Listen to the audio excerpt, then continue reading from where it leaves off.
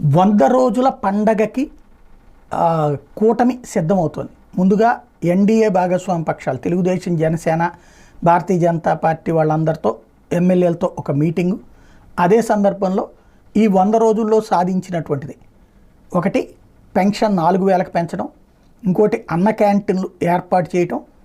అదే సందర్భంలో ఏదైతే మన విద్యా వ్యవస్థకు సంబంధించి కొత్తగా తీసుకున్నటువంటి నిర్ణయాలు, యూనివర్సిటీలలో సరికొత్త విధానాన్ని తీసుకురావడం, యూనివర్సిటీల్లో వైస్ ఛాన్సలర్లని పాత వాళ్ళందరినీ తొలగించి కొత్త నిర్ణయం తీసుకోవడం, అట్లాగే అధికార యంత్రాంగ ప్రక్షాళన, అమరావతిలో పరుగులు పెట్టించేటటువంటి ప్రయత్నం, వీటిని హైలైట్ చేయాలి అన్నటువంటిది ప్రధానం. ఇంకోటి గ్రామ సభలు నిర్వహించి పంచాయతీరాజ్ వ్యవస్థని మెరుగుపరిచేటటువంటి ప్రయత్నం చేస్తూ ఉండటం.